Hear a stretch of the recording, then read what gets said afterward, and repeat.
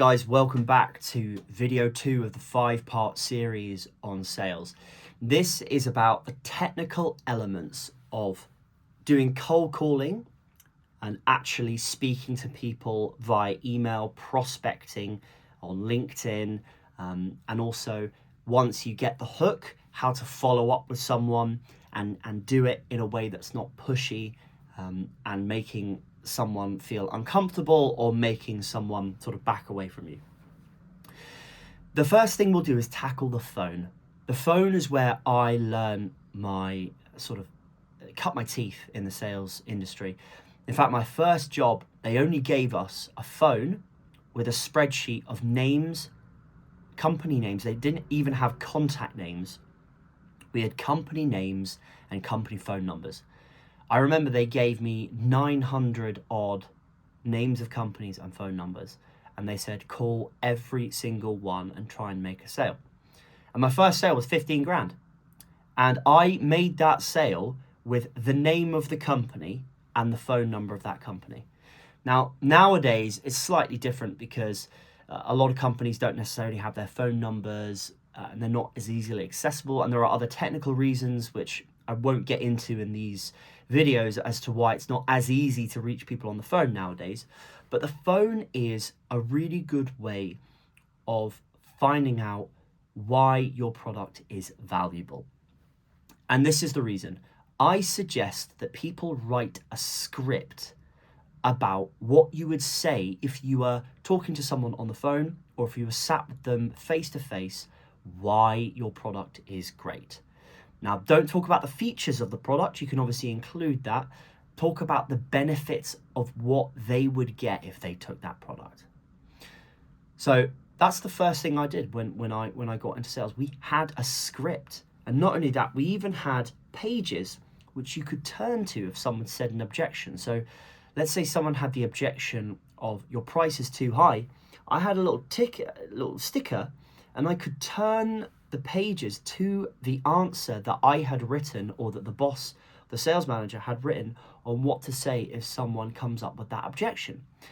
Now, nowadays, cold calling and sort of bashing the phones is sort of frowned upon, but back in the day, that's how people did business. Back in the 80s, back in the 70s, before personal computers, before everyone used email, everyone used the phone. So using that phone and writing a script about what is great about your product. Actually, I had 3 pages long that I basically memorized because I called 900 people and I tried to speak the script. I said it to anyone. I said it to the receptionist. I said it to the business manager. I said it to people that had no reason to listen to my pitch, but I just got that pitch in my head and I memorized it. And that is such a good way of knowing the value of your product. Actually write it down and practice saying it. Now, the first thing you're going to notice when you start cold calling people is how to get past the gatekeepers. This is something that I could give you a couple of tricks for. One of the tricks I have is in the tone of your voice. You know, if you call someone up and you say, I want to speak to Dave Potter, let's say he's the CEO of the company. A lot of people are going to say, he's not in. A lot of people are going to say, can you send him an email? A lot of people are going to say, what is this in regards to? Getting past those, it's pretty obvious what they're actually saying. What they're actually saying is, I don't think you actually know Dave. You have to persuade them that you do know Dave. So you can either say, oh, me and Dave caught up at XY event. I'm just following up with him. I can send an email, but is he in the office? They might go, well, he is in the office, but have you spoken to him before? You go, yeah, I think so. I can send him over an email, but you know, you can put me through to his voicemail or his receptionist or something like that. Keep calm and stay human. A lot of people panic at this point when they're getting questions. Don't do that. Just keep it casual and try and get past the gatekeeper. Another thing they might say is, oh, can you send him an email? A really good trick to try and find an email is to go, oh, that's fine. Yeah, I've got dave.potter@xyz.com. Is that right? And the receptionist might go, oh, no, actually, it's davedpotter@xyz.com. Now you've got his email. So there are tricks you can do to try and get people's contact details and try and get past the gatekeeper. Now, let's say you do get past the gatekeeper. You're actually speaking to Dave, the CEO, and you've got your big, massive script. The most important thing, and if there is one thing you have to practice, it's those first 3 seconds. The big pitch, I reckon you call up and you try and pitch that to receptionists, but by the time you get to pitch to the CEO or the marketing director or the sales director, you better have that memorized. Just assume you've got that whole pitch memorized. But they're not going to hear the pitch unless you are confident in those first 3 seconds. And that's the bit you need to absolutely nail. It's in the tonality of your voice. It's in not tripping up over your words. It's confidently stating who you are, why you're calling, and then a statement of empathy. This is an important thing. Have you ever had people call you on the phone and they say, hello, whatever your name is, how are you?